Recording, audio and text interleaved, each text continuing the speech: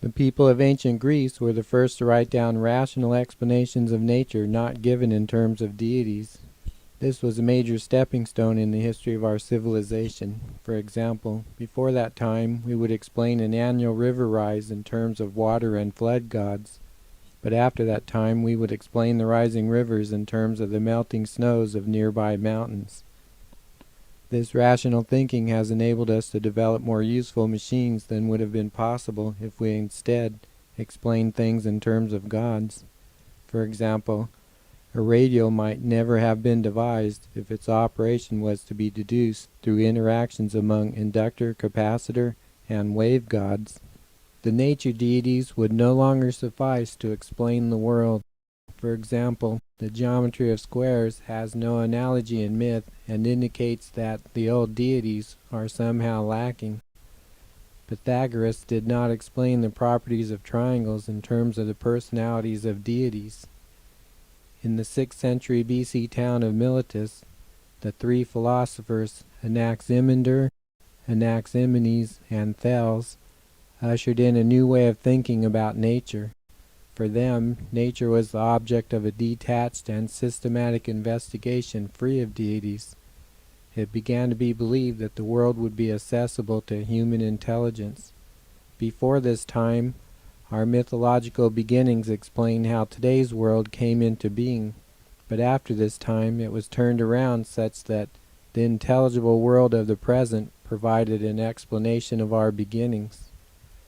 The origin and operation of nature became an explicitly posed problem in which rational and non-mysterious answers would be sought. Knowledge was desacralized. This was an intellectual revolution. Its light of reason could never be forgotten and will continue to guide the progress of the human mind.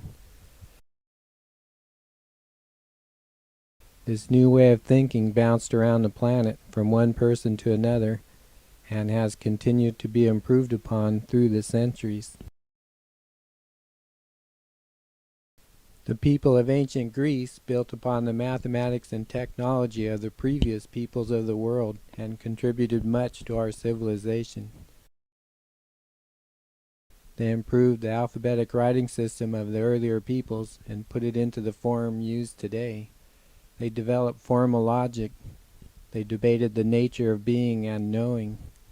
They asked, what is reality and how can we prove that something is or is not real? Is a number a real object? Is an ideal real?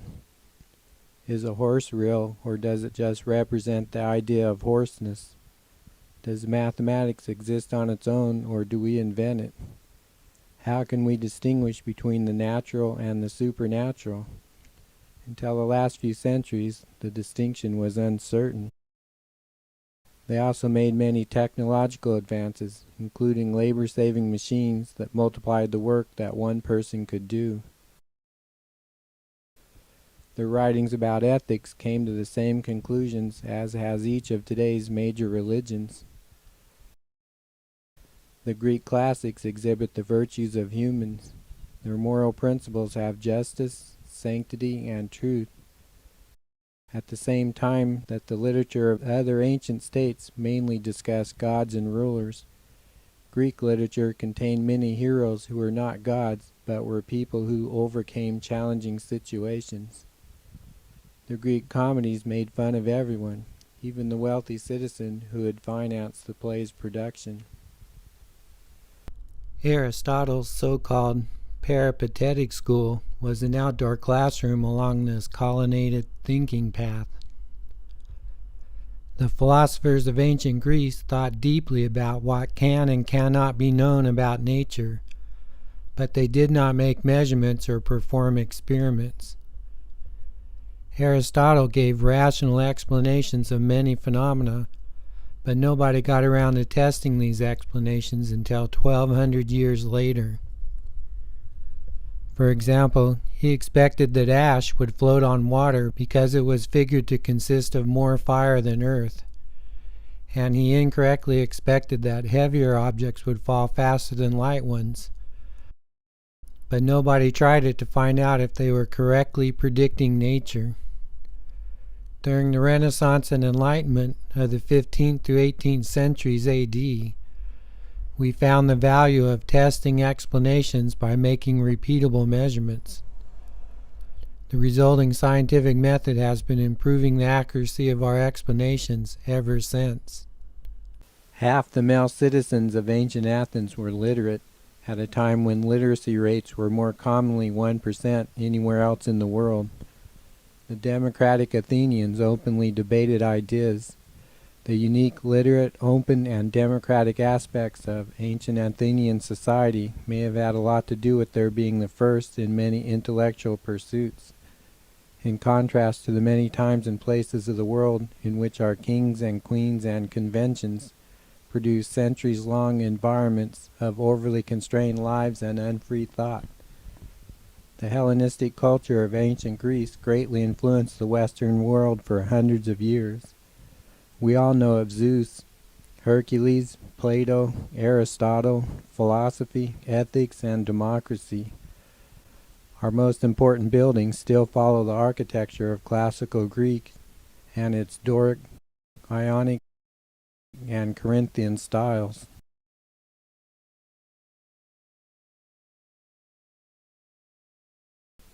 Bands of gatherer hunters often make decisions by forming a consensus among family heads, but there are as many reasons for political systems as there are groups of people. The people of each region of the world have chosen their own system in response to their own history, culture, circumstances, and preferences. Two particularly important early viewpoints have been voiced by the ancient Israelite distrust of kings and queens, and the classical Athenian distrust of power concentrated in the hands of those few persons who own most everything in town. In classical Athens, democracy meant that the people held power in common and that there was equality under the law for both rich and poor. Democracy was meant to protect the people from the random laws of a small, economically privileged portion of society and serve the interest of all citizens, not just the privileged. Through the decades, classical Athens contained 25,000 to 40,000 adult males. About 40% of them were defined to be citizens because they held a minimal amount of assets and so were allowed to vote and to hold office. Females could not. For comparison, just before England's Great Reform Act of 1867, only 40% of the adult males in England had been allowed to vote. Though only males were allowed to be citizens, every male citizen in Athens was allowed to give his view during official public meetings. Women were not allowed to take part. Athenian democracy originated in response to the growing oppression of city residents by the rich few. The first step towards citizen-shared power was taken in the year 594 BC by the leader Solon. He complained that the unrighteous, privileged leaders could not restrain their excesses and grew rich by stealing for themselves. Solon warned that the widespread economic exploitation, discontent, corruption, and indifference of the powerful was in danger of causing civil strife or even tyranny. He said that he wanted to restrain and correct this unjust situation. A royal palace system had begun to develop in Mycenaean Greece around 2000 BC. This royal system was similar to those of the many city-states throughout the Mediterranean and Middle East. The Mycenaean palace system was destroyed about 1200 BC when the Dorian people migrated into Greece. This was followed by a political dark age lasting for several centuries, in which there were no kings and queens. The dramatic change then occurred in Greece as part of society became involved in overseas trade with the older Middle Eastern states. This portion of the people began to accumulate and display a great wealth and luxury that was furiously denounced by the people of Athens. The people said those who have the most today want twice as much tomorrow, and that wealth makes one mad, has no object but itself, and is insatiable. At the root of wealth is a corrupted disposition, a perverse will. Wealth would bring injustice, oppression, and disorder by enslaving the masses. The people represented civic values as opposed to rich extravagance. Their new democratic wisdom would bring moderation, proportion, fair limits, the golden mean, and nothing in the extreme. You may have heard of the ancient Greek tyrants. A tyrant was a town boss who could have his way because he owned much of the town. Foreign trade had brought excessive wealth and social and economic injustice, and in response, the Assembly of Equal Citizens was created. The citizens were equal in that law now applied equally to all. Each citizen could take part in the assembly, and each person's vote counted equally. Each person could also take any other person to court. In several ways, democracy in ancient Athens was more extensive than today's version. For one thing, the daily operations of the city, down to the smallest detail, were discussed in public meetings or assemblies. The entire voting public would meet to decide whether or not to construct a building and who would be paid to do the construction, or whether or not to send a cargo ship to a certain port. They would also decide whether their city would go to war with another city. When the citizens voted for war, they knew that they themselves would be the soldiers who would fight and die. Each citizen was allowed to stand and speak during assembly meetings. While talking, the speaker stood on this platform and faced his fellow citizens and the Acropolis. Each speaker was expected to express his views in a short and to-the-point message. Each man could speak only once per issue, and would be ridiculed if he talked too long or strayed from the issue. The leading citizens were those whose advice regularly proved to be good. These men were often expected to speak so that other citizens would know and follow their advised course of action. A person was allowed to speak for only a few minutes, as timed by letting water drain from this upper pot into the lower one. An experienced speaker would talk to the last drop. After this public debate, decisions were obtained by counting votes cast by a show of hands. The citizens met in an assembly to vote on the issues of the week. There were about 40 assembly meetings per year. The nearly weekly issues were pre-selected by a council of 500 citizens, each of whom were selected by lot to serve for 1 year. Names were placed in the slots of this board, and then one name was randomly selected. The city of Athens was divided into 10 districts, and to better guarantee a cross-section of people throughout the city, the Council of 500 consisted of 50 persons from each of these 10 regions. Before each meeting, the council posted the current issues for all to see and discuss. Literacy and public debate were essential. Any citizen could propose a new law or action, but if it were shown to be inconsistent with previous laws, he would lose his citizenship rights for a few years. Citizens were paid a small fee to attend the assembly meetings so that it would be attended by all, not by just those wealthy enough to have free time. How are new laws proposed, debated, and approved in your nation today? Democracy in ancient Athens was also more extensive than today's version in that individual involvement occurred as citizens took turns holding various offices. There were no elected officials in ancient Athens. Instead, governmental positions, such as those of the councilors, were filled by random drawings. The selected person served for about a year, and no person could serve twice in their lifetime. Where the knowledge of professionals was needed, there would be permanent positions, but most governmental positions were temporary. Many Athenians felt that the benefits of a more experienced politician and official would be spoiled by a growth in corruption. Today we sometimes find that long-term positions for career politicians leads to aspirations of power and selfish actions.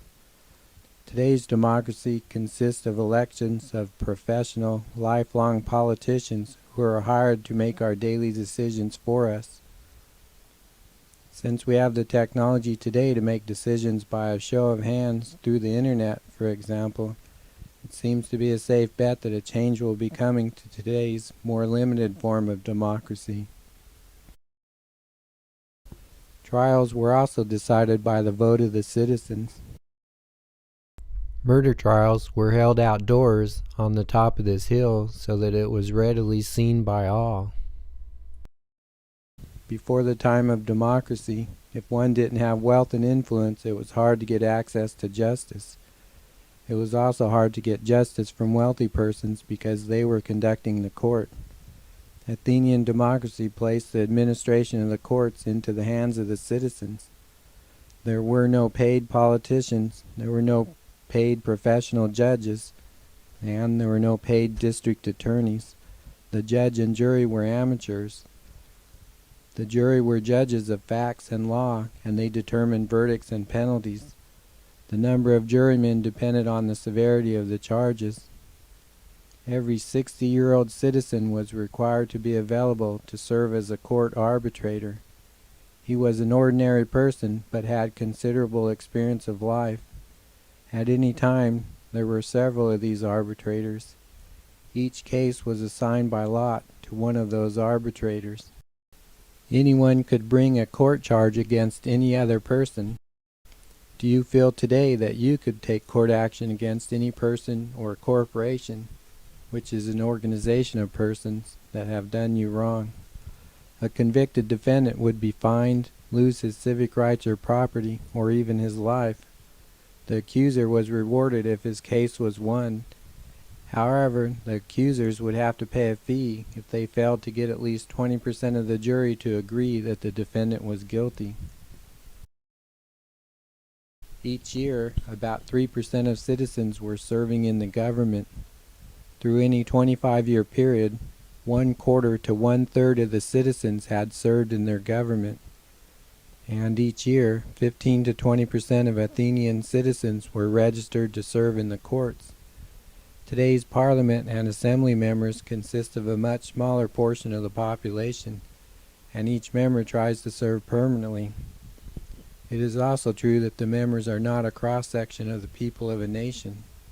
Do you think people today would like to be randomly selected and paid to serve a one-year term in an assembly? More so than it does today, Athenian democracy meant self-government, individual involvement, participation, and random representation in the daily decision-making process. There was everywhere an ingrained suspicion of the corruptive effects of power. Their system was inefficient in time and labor, unprofessional, cumbersome, uncoordinated, and plagued by annual discontinuity. But ever since have the citizens held full control over their daily operation of their own city and government. The people of Athens had total control over the legislative, executive, and judicial portions of their government because the people of Athens were the government. The citizens felt that they were in charge of their own affairs. There was no feeling of us versus them, as occurs in some of today's representational governments of career politicians. The Athenians knew that only 30 miles away, government was very different. Athenians could also vote to expel or ostracize a citizen from town for 10 years.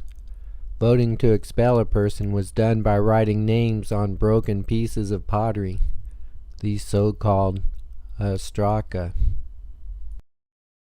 The Athenian society was open and tolerant of public expression, criticism, and dissent. They wanted democracy because it protected them from the random laws of a small privileged section of society. Still today, these are the characteristics of a people choosing democracy as their form of government. Legal decisions were no longer made by the upper class, who were operating to safeguard their own interests. The people simply wanted freedom and its power, along with political equality and freedom from exploitation and injustice. Since we innately react against any interaction that is not mutually beneficial to its participants, we can all sympathize with the desire of the Athenians to protect themselves from the injustice of being overrun by the seekers of wealth and power. The richest persons of Athens had to pay special taxes for the privilege of being wealthy. They might have to pay the annual expenses of a naval vessel, or the cost of a musical presentation or theatrical play, and they might even have been the object of its ridicule.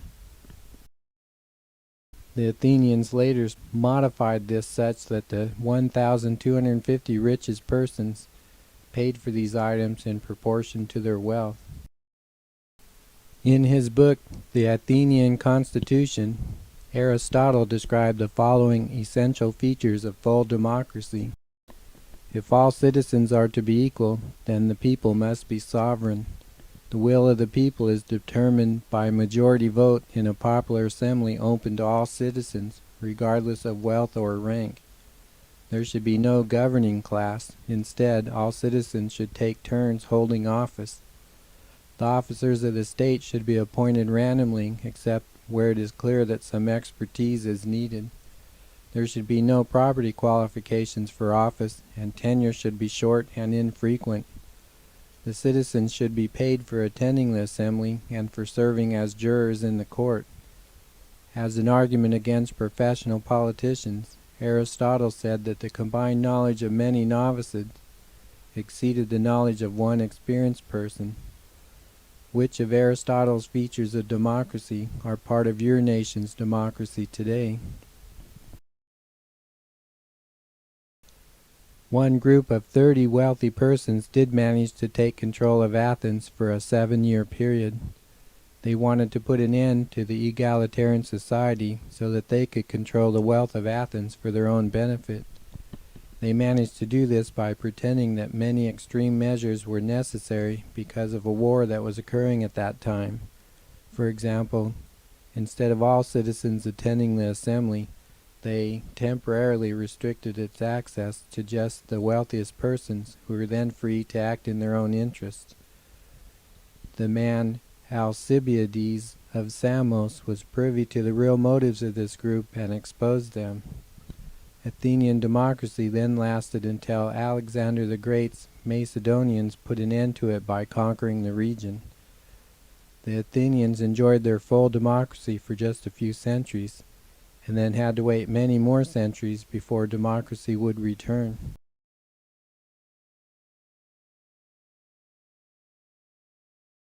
Today, Greece is a vibrant, thriving democracy. Citizens are knowledgeable and participate in public debate, for example, through protests for every necessary reason. In most of our modern democracies, we elect lawmakers from a group of professional politicians. These elected officials take care of the day-to-day business of running the city or state. In Switzerland today, there are regions which are called cantons that have assemblies in which citizens meet to decide local issues by a show of hands. Do you think that you would like to be involved in every decision of your local community's government? Or would you rather spend your time elsewhere and just leave these things up to elected officials? Can you control every elected official? Will excesses occur if you do not monitor your elected officials? For example, can they take the nation to war on their own whims without needing permission from the general population? If they can, then the people are not in control of the members of their own government.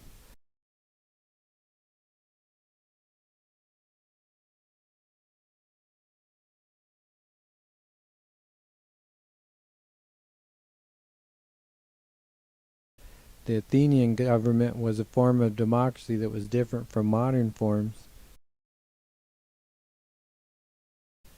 If you would like for your city to be totally governed or operated by the people in the same way as occurred in ancient Athens, all you have to do is raise the issue in your hometown and find out if others agree.